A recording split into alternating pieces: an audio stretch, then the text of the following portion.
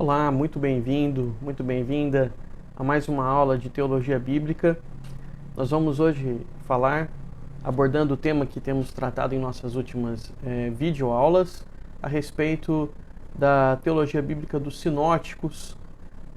Particularmente trataremos hoje da questão do Reino de Deus apresentado a nós como uma realidade presente.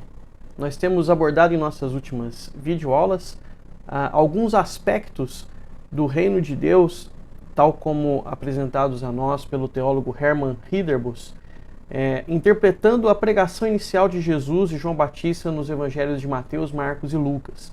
Esse teólogo apresenta para nós que o Reino de Deus, à luz do ensino de Jesus e João Batista, tem algumas características. Ele vai dizer que o reino é teocêntrico, dinâmico, messiânico, futuro e presente. As primeiras 4 características que eu mencionei agora, nós vimos em videoaulas anteriores e eu convido você a assisti-las caso você não tenha visto. Hoje nós falaremos a respeito do Reino de Deus como uma realidade presente, tal como nós encontramos no ensino de Jesus. Então, temos aí estudado a respeito da vinda do reino a partir do ensino de Hermann Ridderbos, e agora nós vamos olhar para o reino de Deus como uma realidade presente. Eu peço licença para você para colocar o slide aqui no ponto. Enquanto eu faço isso, vamos recordar um pouquinho o que significa dizer que o reino de Deus é uma realidade futura. Nós enfatizamos na nossa última aula que a realidade do futuro é presente, ou melhor dizendo, a realidade do futuro é um aspecto presente na pregação de Jesus. Negligenciar isso é fazer injustiça ao texto bíblico. Jesus apresenta o reino de Deus como algo que tem elementos futuros a serem concretizados. E não tem como nós negligenciarmos essa dimensão futura no ensino de Jesus. Jesus diz, por exemplo, que as bem-aventuranças serão desfrutadas pelos bem-aventurados em um tempo que, em relação a nós, é futuro. Os limpos de coração, eles verão a Deus. Os mansos herdarão a terra. Os que têm fome e sede de justiça serão saciados. Jesus ensina também os discípulos a orarem: venha o teu reino, como algo a ser concretizado. Ele diz que os justos resplandecerão como o sol no reino vindouro. Ele chama aqueles que são salvos como filhos da ressurreição da era do porvir, em oposição aos filhos da era presente. Ele diz que haverão aqueles que virão do Oriente e do Ocidente para se assentarem com Abraão, Isaque e Jacó no reino porvir. Portanto, Jesus anuncia em todo o evangelho sinótico, nos relatos dos evangelhos sinóticos, de maneira bastante esparsa no ensino desses evangelhos, a realidade de que o reino tem uma dimensão futura. Nós não podemos negar isso, como fazem alguns intérpretes. Alguns intérpretes acabam trazendo para o reino de Deus um sentido muito imanente, algo do aqui e do agora, é algo que é construído pelo ser humano pela disseminação do cristianismo, ou é algo que resulta da ação de transformação social, uma questão de promoção de justiça social. Sim, como resultado da vinda do reino de Deus, os cristãos devem mesmo expandir o reino como agentes desse reino, disseminando os valores do reino. Eles devem promover justiça social, mas isso não nega o fato de que Jesus ensina que o reino é uma realidade eminentemente espiritual, que vem para lidar com um problema espiritual, que é o problema do pecado, que vem para encerrar uma batalha cósmica, para destruir Satanás, para impor nesse mundo o poder de Deus, a fim de transformar aqueles a quem Jesus quer salvar, resgatando-os dos efeitos do pecado, do domínio de Satanás. E o fato é que, assim como o reino veio tão somente por uma iniciativa de Deus, e é isso que queremos dizer que com o reino como teocêntrico, há uma dimensão futura que virá como resultado da ação de Deus. E é nesse momento futuro do reino, cujo anúncio é proclamado por Jesus o tempo todo ao longo da sua pregação.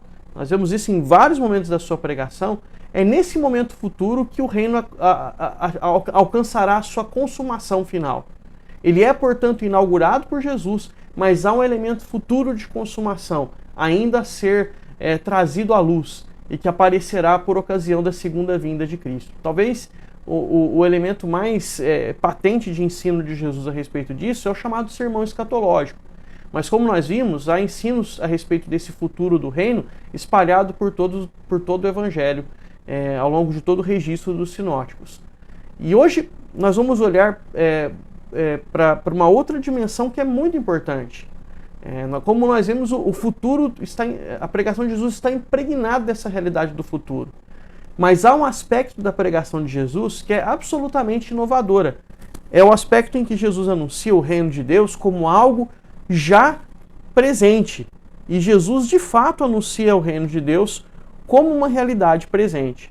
Essa dimensão da pregação de Jesus, nós encontramos, nós vamos ver daqui a pouquinho, já nas proclamações iniciais do Senhor, nas primeiras mensagens públicas, nas primeiras pregações públicas de Jesus. Ele anuncia o reino como algo já sendo cumprido no curso do seu ministério público, no curso do tempo em que ele anuncia a sua mensagem. E isso é algo absolutamente inusitado. Proclamar o reino como algo presente é absolutamente inusitado. Por quê?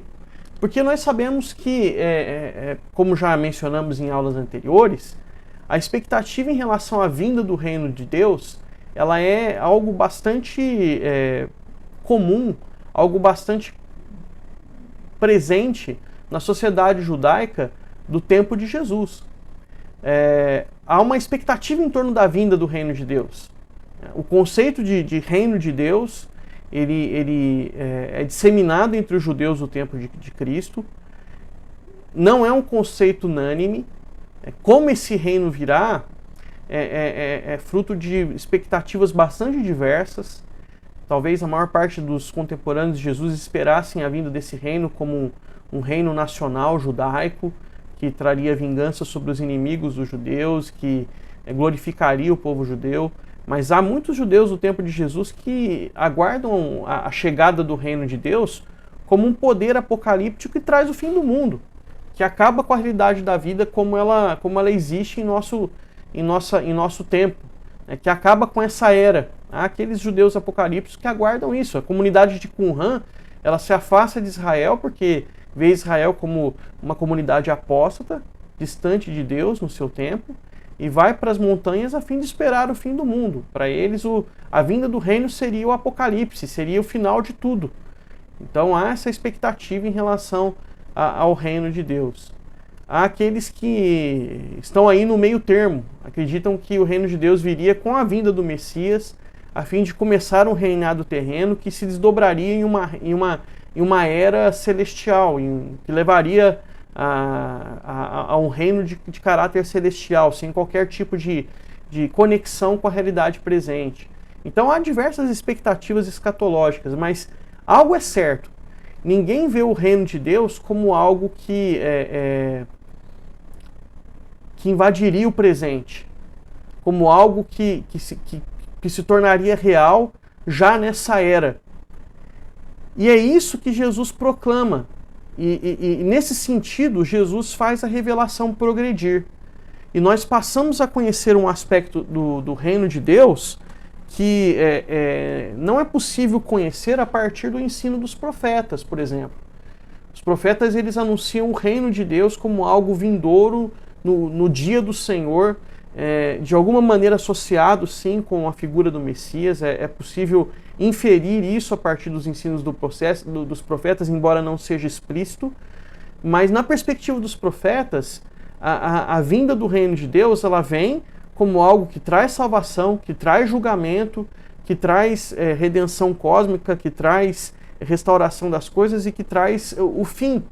Então, a vinda do reino como uma realidade que possui duas etapas, uma que invade o presente e outra que se concretiza no futuro, é algo que nós encontramos tão somente como uma revelação trazida particularmente pela mensagem do Senhor Jesus. Ela começa a ser anunciada pela mensagem do Senhor Jesus, depois é desenvolvida nos outros segmentos de revelação do Novo Testamento, mas é algo inusitado, é algo inovador. A revelação progride com o ensino de Cristo, portanto. Quando eu digo isso, eu me refiro àquelas características da revelação de voz, que já mencionamos para vocês. A revelação é orgânica, ela é histórica, ela é adaptável e ela é progressiva. Então ela vai progredindo na medida em que Deus vai se dando a conhecer aos homens por meio dos seus atos revelacionais. Então isso acontece com Cristo. E esse é um aspecto que o Senhor Jesus apresenta para nós, o reino como uma realidade já presente no tempo da sua pregação. E isso nós vemos nas declarações iniciais de Jesus em Marcos e Lucas. É interessante nós olharmos para essas proclamações iniciais de Jesus e vermos como esse ensino do reino como algo presente foi anunciado pelo Senhor Jesus. Então veja, por exemplo, aquilo que nós encontramos em Marcos capítulo 1, versículo 15. O tempo está cumprido. O tempo está cumprido e o reino de Deus está próximo. Arrependei-vos e crede no Evangelho. Ora, anunciar que o reino de Deus está próximo e chamar o povo ao arrependimento é algo que João Batista já havia feito no início do seu ministério como profeta. Mas Marcos faz um acréscimo à mesma proclamação feita por Jesus, que não pode passar despercebido ao intérprete atento. Marcos acrescenta que o tempo está cumprido. É muito interessante nós observarmos que o que é dito aqui para nós é que kairos, a expressão grega usada aqui, o tempo propício, a estação de Deus, ela tem se cumprido. É usado aqui o tempo perfeito. E o tempo perfeito, ele pode ter dois sentidos na língua grega. Ele pode significar o fim de um processo que começou no passado e que encontra o seu cumprimento agora. Ou ele pode significar os efeitos presentes de um evento que aconteceu no passado. Eu acredito que o que Jesus está dizendo aqui para nós pode ser melhor expresso pelo primeiro sentido ao qual eu me referi. Então eu creio que quando Jesus anuncia que o tempo tem se cumprido, o que Jesus quer dizer agora, nesse kairos, nessa estação apropriada, esse processo histórico de cumprimento das promessas, das profecias, dos tipos do Antigo Testamento, encontram a sua concretização, encontram o seu cumprimento.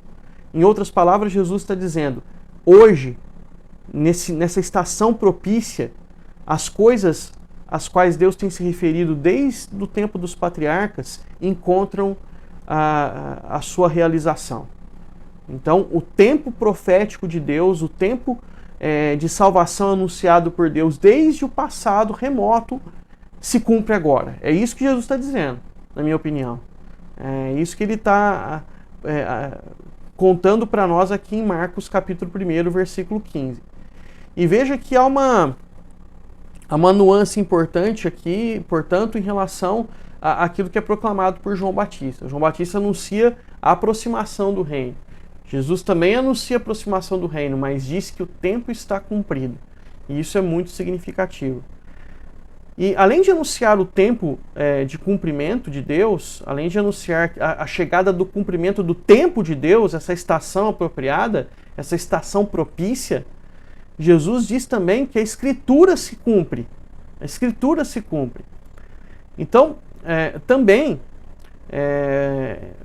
registrado como início da sua pregação pública, Lucas, no capítulo 4 do seu Evangelho, diz que Jesus vai até a sinagoga de Nazaré e Jesus, então, abre o rolo do profeta Isaías nesse trecho e faz a leitura do profeta Isaías. e lê esse trecho que diz que o Espírito do Senhor está sobre mim, pelo que me ungiu a pregar, pelo que me ungiu para evangelizar os pobres, enviou-me para proclamar libertação aos cativos, a pôr em liberdade os oprimidos.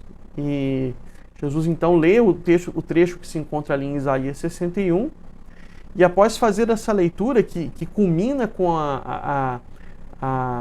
com o profeta anunciando que é chegado o ano aceitável do Senhor, e me ungiu para proclamar o ano aceitável do Senhor, o dia da vingança do nosso Deus, embora Jesus não tenha mencionado isso, ele fala a respeito de apregoar o ano aceitável do Senhor e termina a sua leitura por aí. Depois de fazer essa leitura, Jesus então se volta aos às pessoas presentes ali na sinagoga e diz a eles: hoje se cumpriu a escritura que acabais de ouvir. Mais uma vez, Jesus usa o tempo perfeito.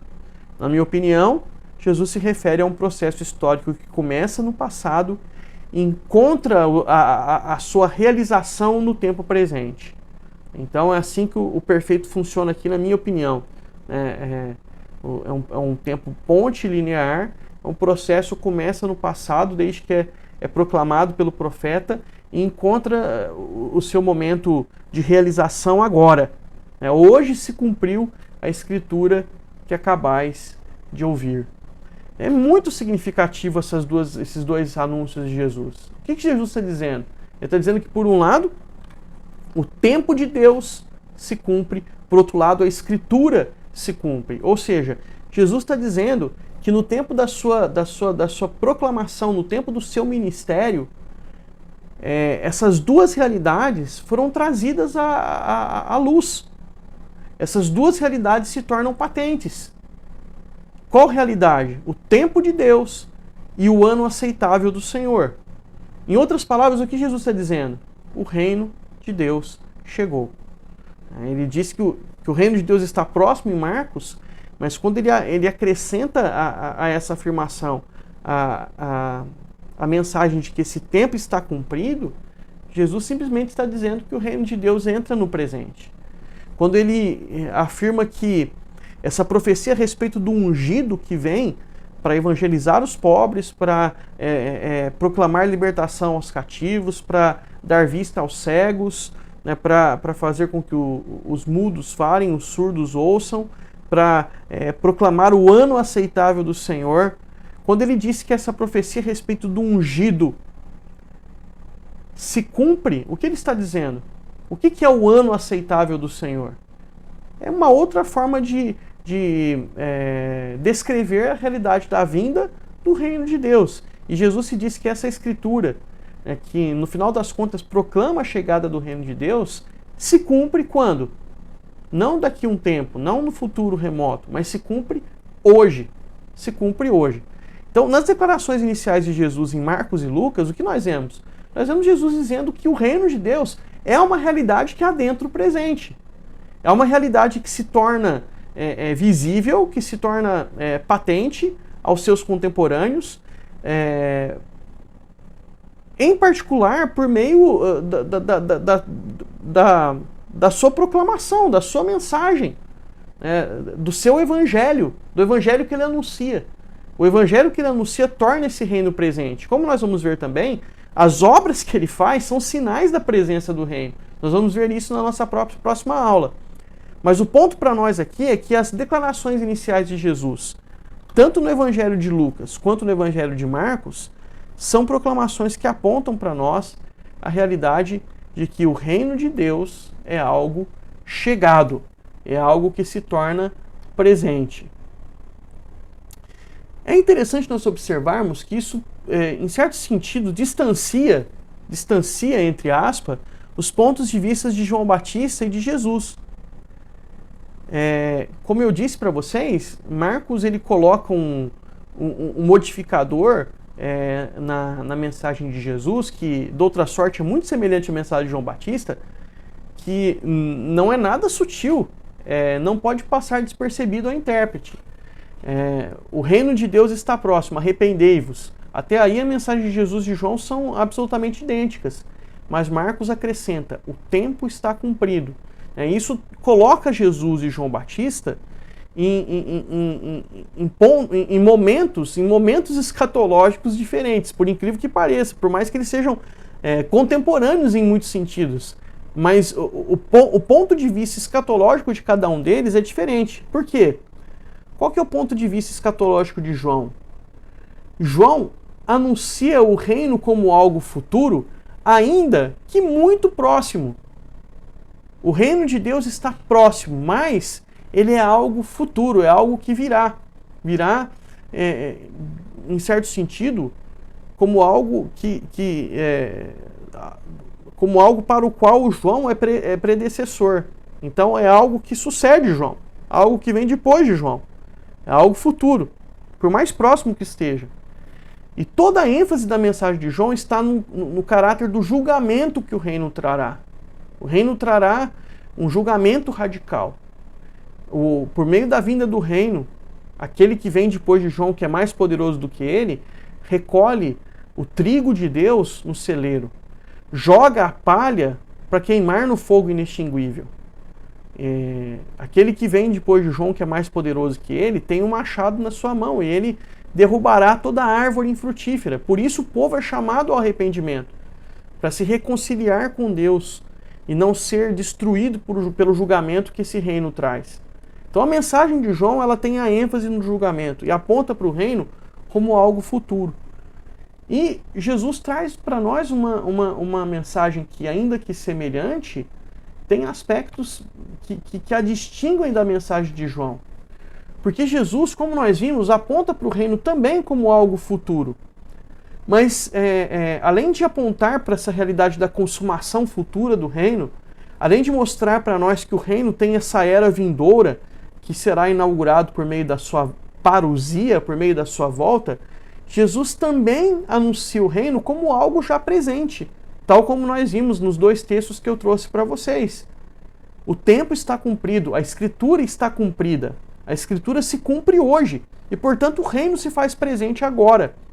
E se por um lado a ênfase de João é uma ênfase no aspecto da justiça do reino, do julgamento do reino, a ênfase de Jesus ela é preponderantemente uma ênfase na realidade de salvação que o reino traz. A realidade de salvação que o reino traz.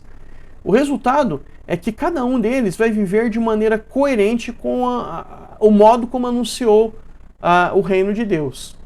João Batista anuncia o reino como algo que se aproxima, como algo futuro que se aproxima, e pelo fato dessa realidade que vem trazer justiça e julgamento, é necessário que se viva de uma forma condizente com isso. Por isso, João se retira, por isso João apregoa jejum, por isso João chama ao arrependimento, por isso os discípulos de João não são discípulos que vão confraternizar, que vão participar de banquetes, eles vão viver uma vida de reclusão, uma vida que expressa a necessidade de contrição e arrependimento. Jesus, por outro lado, anuncia o reino como uma realidade de alegria, como uma realidade de salvação, como uma realidade, como uma boa nova de salvação a todo aquele que crê. E Jesus vive uma vida coerente com isso. Os seus discípulos, eles vão estar envolvidos na sociedade, eles vão participar de festas, eles vão a casamentos, eles vão a celebrações, eles vão estar presentes em banquetes, eles manifestam uma realidade de alegria e contentamento. Por quê? Porque, como diz Jesus, e nós vamos ver esse texto, o noivo está presente. A presença de Jesus é uma presença de uma alegria transbordante, que não pode ser contida, porque Jesus ele traz um reino que promove salvação, promove resgate, e isso é motivo de celebração e de alegria. Cada um deles vive de modo condizente com a ênfase maior que a sua pregação trouxe, de duas ênfases que são ênfases reais da realidade do reino de Deus. O fato é que, em seu aspecto presente, o que prevalece e ainda prevalece é a dimensão de salvação do reino. Ainda vivemos em um tempo em que o reino de Deus é anunciado e é proclamado a todas as nações como um convite para a salvação. A realidade da graça salvadora de Deus como uma mensagem do Evangelho, como uma ênfase do Evangelho, ainda é o aspecto mais preponderante da proclamação cristã. Embora nós anunciemos a todos que é necessário arrependimento e fé em Jesus Cristo, e é necessário que depositemos a nossa fé em Jesus para que nos apropriemos dessa graça salvadora, sem perder de vista que o fato é que no futuro Jesus voltará trazendo esse outro aspecto do reino que foi anunciado por João Batista, que é o aspecto da justiça, é o aspecto do julgamento, é o aspecto da condenação final daqueles que se mantiverem rebeldes contra o reino. Então, esses dois aspectos não podem ser desassociados, mas o fato é que João Batista e Jesus enfatizaram essas duas dimensões, e cada um deles deu um peso diferente a essas dimensões, ambas presentes e ambas reais no tocante à vinda do reino. Jesus enfatizou a salvação, João Batista enfatizou o julgamento, cada um deles viveu de maneira coerente a ênfase que eles deram, ok? Então, esse texto, ele enfatiza essa realidade que Jesus deixou bem clara quando questionaram por que os seus discípulos não jejuam como jejuam os discípulos de João Batista. E Jesus respondeu dizendo que eles não podem jejuar enquanto o noivo está com eles. O tempo é um tempo de alegria, porque Jesus está ali. Jesus é motivo de satisfação e alegria. O fato é que virão dias em que o noivo será tirado. E nesses dias os seus discípulos irão jejuar. E Jesus anuncia que não é possível misturar coisas velhas e coisas novas. O tempo, a presença do noivo é uma presença que traz uma realidade nova. E eu acredito que nós podemos aí fazer uma conexão muito clara com aquilo que eu mencionei para vocês, né? Jesus, ele traz uma revelação que é cheia de novidade. Tem um aspecto inovador. Esse aspecto inovador, esse aspecto inusitado é o fato de que o reino chegou. E a chegada do reino traz uma forma de viver que não condiz com aquelas com o modo como se anunciava e como se vivia até então. É necessário reconhecer o aspecto novo, o aspecto transformador daquilo que Jesus está anunciando, ok? Mas o ponto central desse texto é mostrar que Jesus anuncia de fato o reino como uma realidade presente. O noivo está presente. A presença do noivo é exatamente a presença do reino. E estando o noivo presente, estando o Messias presente, estando o reino presente, é necessário que haja regozijo. Então Jesus, querendo ou não, usando uma linguagem metafórica, mais uma vez aponta para si mesmo aí como uma figura messiânica. Quando ele diz aí que o novo chegou, e esse novo é incorporado na figura do noivo, e o noivo é ele está nada menos, nada mais do que se declarando aí de fato como o Messias, que vem cumprir a Escritura e que traz à luz o tempo de cumprimento de Deus. Então nós podemos avaliar a posição ocupada por Jesus e a posição a posição ocupada por João Batista e a posição ocupada por Jesus na história da redenção. E nós veremos que, embora esses dois primos estejam muito próximos do ponto de vista cronológico, eles estão em eras diferentes do ponto de vista da história da redenção, do ponto de vista escatológico. Isso explica, e é a melhor interpretação possível que nós podemos dar, ao texto de Mateus capítulo 11, no qual João Batista envia discípulos a Jesus para perguntar para Jesus se era ele mesmo que havia de vir ou se eles deveriam esperar outros. Como Jesus responde a essa interrogação? És tu aquele que estava para vir ou havemos de esperar outro? A resposta de Jesus aos discípulos de João Batista é uma resposta que aponta para uma proliferação de sinais e milagres que Jesus faz, né? Os cegos vêm, os coxos andam, os leprosos são purificados, os surdos ouvem, os mortos são ressuscitados e aos pobres está sendo pregado o evangelho. É interessante a gente observar que são sinais e milagres feitos por Jesus, mas são também elementos que estão contidos na profecia de Isaías. Então, o que Jesus está dizendo aos discípulos de João? Vocês não precisam esperar nenhum outro, porque por meio dos sinais que eu realizo, vocês devem observar que as profecias estão se cumprindo. Vocês devem observar que a Escritura está se cumprindo. Portanto, eu sou exatamente aquele que deveria vir. Eu apenas não estou vindo do modo como João esperava. O ponto é que a minha vinda em certo sentido, não cumpre uma expectativa de João Batista.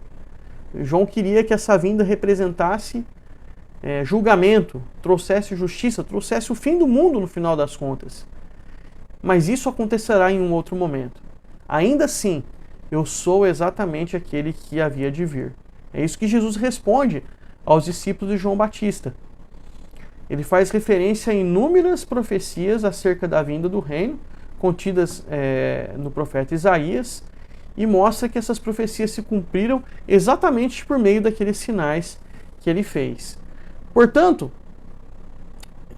veja que João Batista e Jesus, eles se encontram numa posição diferente na história da redenção. Por quê? Quando Jesus continua a tratar desse texto, ele vai mostrar que João Batista não é apenas um profeta. Ele é mais do que um profeta, ele é uma profecia. Quem é João Batista? Essa é a pergunta que Jesus faz àqueles que estão ouvindo a sua pregação no momento em que os discípulos de João vão embora. Ele pergunta lá em Mateus 11:10, quem é João Batista? Quem saístes a ver no deserto? Vocês não saíram a ver no deserto uma vara sendo agitada pelo vento. Vocês saíram a ver no deserto algo grandioso. Vocês saíram a ver no deserto um profeta que é mais do que um profeta, é também uma profecia. Porque quem é João Batista? João Batista é aquele que foi anunciado pelo profeta Malaquias. Aquele que precede o Senhor aplanando os seus caminhos.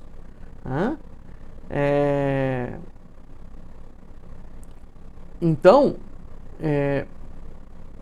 João Batista é esse predecessor e que, portanto, se encontra em um ponto da história da redenção em que ele é um profeta aos moldes do Antigo Testamento, mas que ao mesmo tempo cumpre a profecia da vinda daquele profeta que antecede ao Senhor imediatamente.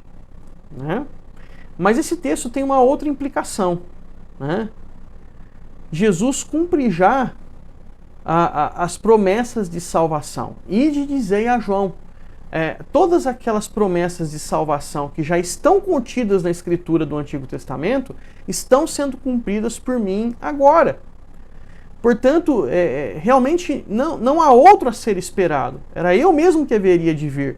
Mas o modo como eu estou trazendo o reino surpreende até mesmo João, que, como nós mencionamos anteriormente, também está preso àquela realidade da perspectiva profética. João, ele não consegue, ainda que ele recebe a visão, ele transmite a visão, mas ele não consegue, na sua humanidade, compreender exatamente como Deus realizará essa visão. Ele não sabe exatamente como Deus a executará no tempo. Então, o profeta do Antigo Testamento, ele via duas realidades como realidades simultâneas, e que o Novo Testamento, na medida em que traz progresso à revelação, revela para nós, esclarece para nós, que são eventos que não são simultâneos, são eventos que acontecerão em momentos diferentes da economia de Deus, da execução do plano de Deus. Então, Jesus cumpre já as promessas de salvação, o reino já está presente nele. E João não havia conseguido compreender que era dessa forma que Deus estava executando o seu plano. Então Jesus envia de volta os mensageiros de João, dizendo para ele, o reino já está aí, João. O reino já chegou, já é uma realidade presente em mim. E eu estou tornando evidente agora o aspecto de salvação, que é parte do reino. O reino é também anúncio de salvação.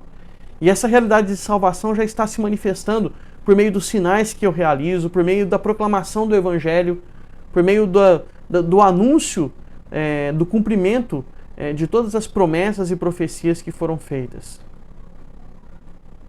Implicação 3. João é uma figura de transição. João é uma figura de transição. E Jesus explica para nós essa realidade na parte final do texto.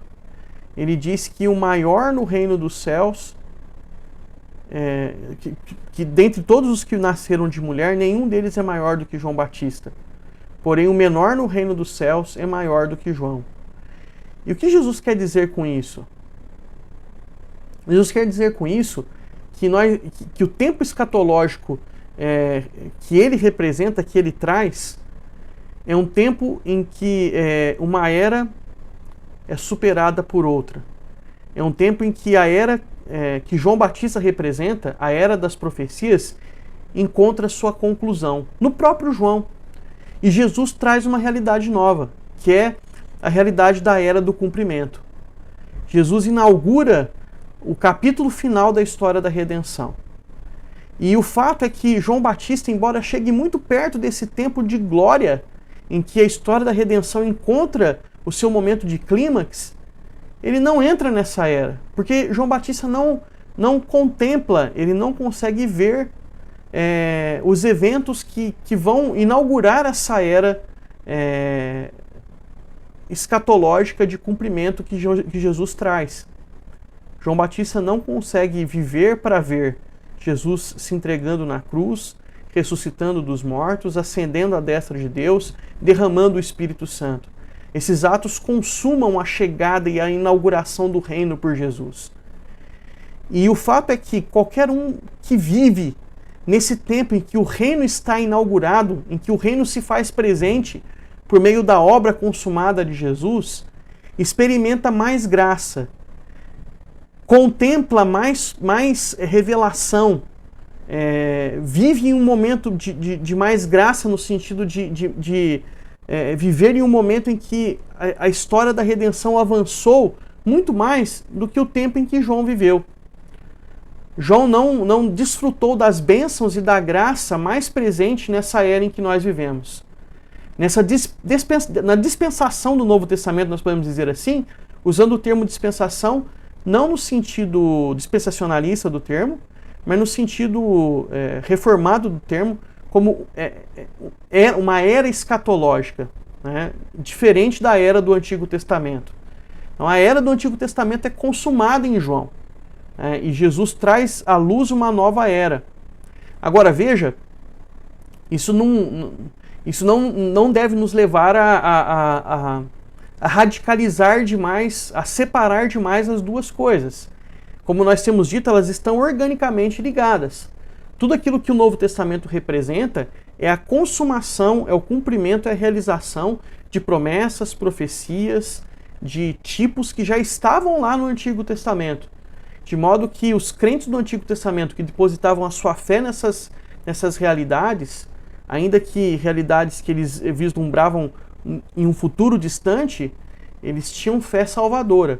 Agora, no tempo do Novo Testamento, essas profecias, essas promessas, essas alianças, esses tipos se concretizam, se consumam na pessoa e na obra de Cristo Jesus. Então, encerra-se a era das profecias antigas. Inicia-se a era do cumprimento. E essa era do cumprimento ela é trazida à luz por Jesus Cristo. Porque essa era é uma era de mais graça, é uma era de mais luz, é uma era de mais revelação. O menor nessa era é maior do que João, porque experimenta bênção maior, experimenta uma quantidade maior de luz e de revelação por parte de Deus. E por outro lado também, por mais glorioso que tenha sido para João Batista encerrar o ofício profético, ele fez aquilo que todos os profetas, ele fez de perto aquilo que todos os profetas fizeram de longe. Os profetas diziam, o Messias virá. No futuro nós receberemos da parte de Deus esse ungido abençoado que trará justiça e salvação. E João Batista não disse que esse Messias viria de um ponto de vista distante, mas ele disse: eis o Cordeiro de Deus que tira o pecado do mundo. João Batista viu Jesus, João Batista tocou Jesus. João Batista encerrou o ciclo dos profetas, apontando para o povo quem era esse ungido. Ele declara claramente: esse ungido é Jesus Cristo. E até no momento de dúvida, ele nos leva à certeza de que Jesus é Jesus mesmo. Até no seu momento ali de crise, de aflição, ele nos ajuda a compreender que Jesus é aquele que nós deveríamos esperar. É aquele que deveria vir e que o povo e que cumpria as promessas de Deus ao povo eleito dele. Né?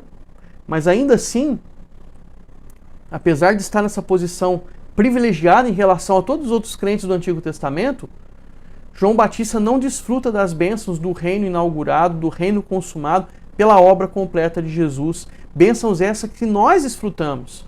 Veja como nós estamos em uma era de privilégio do ponto de vista do progresso da revelação. Nós estamos numa era de muito privilégio do ponto de vista do progresso da revelação, porque nós desfrutamos de mais revelação do que todos os crentes do Antigo Testamento. É por isso que o autor de Hebreus diz que fé é a certeza de coisas que não se vê. Principalmente para quem? Para aquela galeria de fiéis do Antigo Testamento que ele enumera em Hebreus 11. Todos aqueles homens viveram depositando a sua fé em promessas de Deus que eles não viram ser cumpridas. E nós vivemos em um tempo em que nós vemos a maior de todas as promessas já cumprida. Havendo Deus outrora falado de muitas vezes, havendo Deus outrora falado por muitas vezes, de muitas maneiras, aos nossos pais pelos profetas, hoje nos fala por meio do Filho.